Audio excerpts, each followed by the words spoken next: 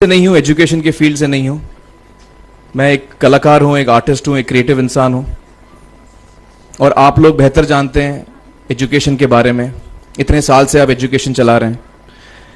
पिछले कुछ साल से मेरा अनुभव हुआ है, चूंकि मैंने कुछ फिल्में की हैं। एक फिल्म थी तारे ज़मीं पर, और अभी हाल ही में मेरी जो फिल्म आई है 3 इडियट्स, ये दोनों फिल्में एजुकेशन के टॉपिक पर हैं। तो लिहाजा मैं इस वजह से मैंने काफ़ी रिसर्च की एजुकेशन के ऊपर, और कुछ चीज़ें मेरे सामने आई हैं और वो चीज़ें मैं आपके सामने रखना चाह रहा हूँ। आज यहाँ पेरेंट्स हैं, एजुकेटर्स हैं, टीचर्स हैं, बच्चे भी हैं। हो सकता है पता नहीं मैं कितना सही बोल रहा हूँ, गलत बोल रहा हूँ, लेकिन मेरे कुछ विचार हैं जो मैं आपके सामने रखना चाहूँगा एजुकेशन से जिनका संबंध है। और वो ये कि सबसे पहले तो हर बच्चा खास होता है। ये मैंने डिस्कवर किया अपने रिसर्च में। हर बच्चा खास होता है। हर बच्चे में हमारी तरह, आपकी तरह और हमारी तरह, हर बच्चे में कुछ ना कुछ काबिलियत होती है, कुछ ना कुछ कमजोरी होती है। मुझ में भी कमजोरी है, काबिलियत है। आप में भी कुछ ना कुछ काबिलियत और कमजोरी है, और हर बच्चे में कुछ ना कुछ कमजोरी और काबिलियत होती है। और हमें as parents, as elders, as education system, हमें हर बच्चे की खासियत को पहचानना है, उससे मदद करनी है।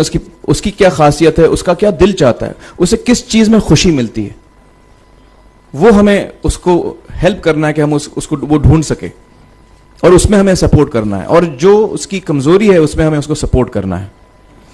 मुझे अक्सर एजुकेशन इंस्टीट्यूट्स मुझे बोलते हैं कि हम हमारे स्कूल में सारे बच्चे पास होते हैं, हमारे स्कूल में सारे बच्चे फर्स्ट आते हैं, या हम जो बोर्ड एग्जाम है उसमें हमारे सारे बच्चे पास होते हैं। मुझे एक सवाल पूछना है कि हमारे कितने बच्चे खुश हैं? सबसे बड़ा सवाल मेरा ये है, how many of our children are happy? और वो जो हैप्पीनेस कोशेंट है ना, वो मेरे लिए सबसे अहम है। क्योंकि देखिए, पढ़ाई लिखाई तो हम सीख ही लेते हैं। जब मुझे कोई चीज सीखनी होती है तो मैं कुछ ना कुछ करके सीख ही लेता हूं। हमारी फिल्म 3 इडियट्स जब रिलीज होने वाली थी, रिलीज से पहले हमने कई स्क्रीनिंग्स रखे थे, टेस्ट स्क्रीनिंग जिसको हम कहते हैं, जिसमें कि हम ऑडियंस जैसे आप लोग हैं उनको बुलाते हैं, फिल्म दिखाते हैं, उनसे पूछते हैं कि फिल्म कैसी लगी। ऐसे एक टेस्ट स्क्रीनिंग हमने किया था। बंबई में एक फैक्ट्री में कारीगर लोग काम करते हैं, तो करीब 25-30 कारीगर आए थे उस स्क्रीनिंग में। स्क्रीनिंग के बाद उनका एक कारीगर था, उसने मुझसे एक सवाल पूछा। उसने मुझसे ये पूछा, आप लोगों ने फिल्म देखी है 3 इडियट्स? उसने मुझे एक सवाल पूछा जो बहुत कमाल का सवाल था। उसने मुझे ये सवाल पूछा कि सर, पिक्चर के अंत में हमें पता लगता है कि आप तो रणछोड़ दास थे ही नहीं, रैंचो तो थे ही नहीं आप, तो सर्टिफिकेट तो आपको मिला नहीं, वो तो जावेद जाफरी को मिल गया। तो आप इतने बड़े साइंटिस्ट कैसे बन गए? इतने बड़े पेटेंट्स, 400 पेटेंट्स, जापानी लोग आपके पीछे पड़े हैं, तो आपको सर्टिफिकेट तो मिला नहीं, तो आप इतने बड़े साइंटिस्ट कैसे बन गए? बहुत ही अहम सवाल है ये, बहुत ही इंपॉर्टेंट सवाल है। और ये जो मुद्दा है उसके हार्ट में जाता है ये, कि जब मैं एग्जाम के लिए रट के जवाब देता हूं और वो जवाब में मुझे नंबर मिलते हैं और मैं पास हो जाता हूं, तो मेरे हाथ में एक पर्चा आता है जो मुझे कहता है कि मैं पढ़ा लिखा हूं। लेकिन वाकई मैं पढ़ा लिखा हूं या नहीं, ये अभी तक हमको श्योर मालूम नहीं है। लेकिन जब आप नॉलेज चाहते हैं कि आपको मिले, विद्या मिले आपको, तो फिर वो कागज का मायने कुछ होता नहीं है।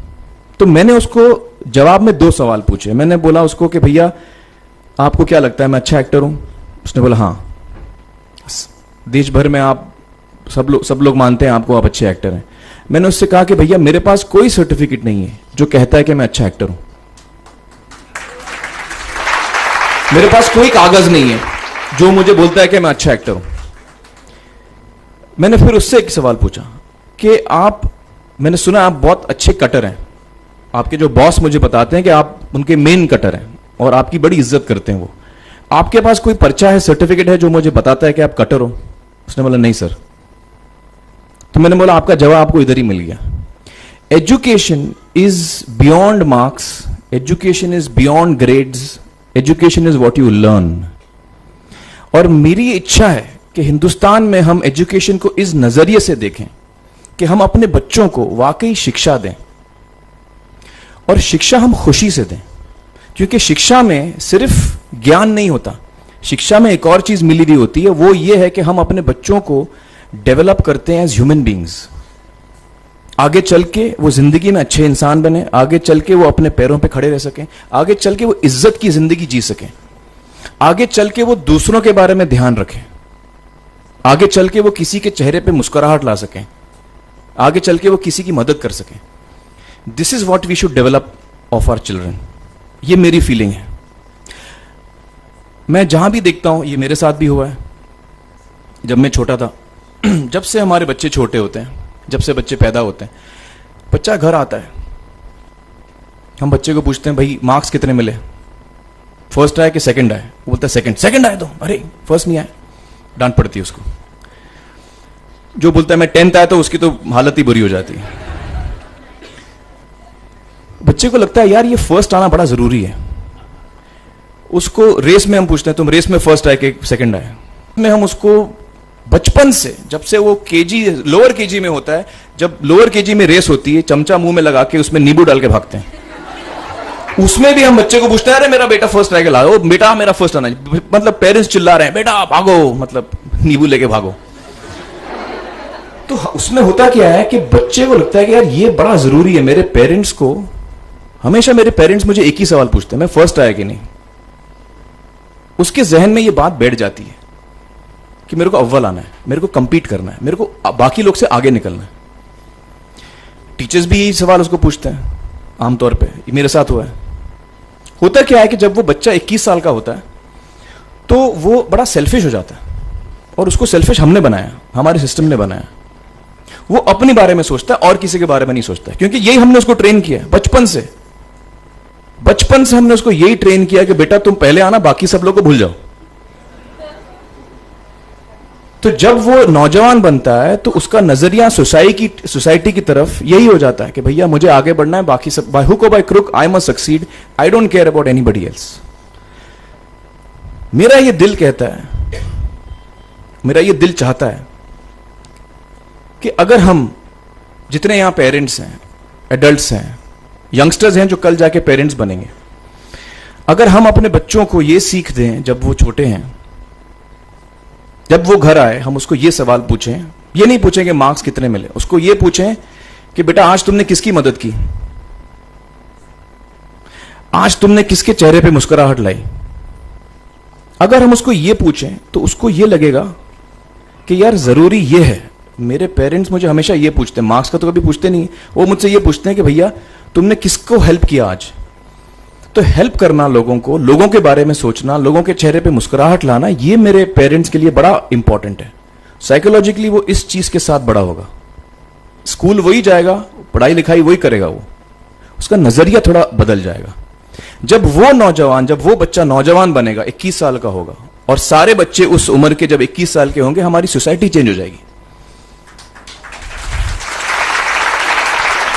क्योंकि तब हमारी सोसाइटी में ऐसे नौजवान होंगे जो खुद के बारे में नहीं सोच रहे, दूसरों के बारे में सोच रहे हैं। तो मुझे लगता है कि सबसे बड़ी चीज जो हमारे एजुकेशन सिस्टम में मैं देखना चाहूंगा, जो मैंने अपने स्कूल लाइफ में नहीं देखी, कि हमको ये अहमियत इस पे दी जा रही है कि हम अपने आसपास के बच्चों को कितना हेल्प कर रहे हैं। ये एक बहुत बड़ी तब्दीली अगर आ जाए तो मुझे लगता है कि हमारा देश बहुत सुधर सकता है, बहुत बदल सकता है। हम बहुत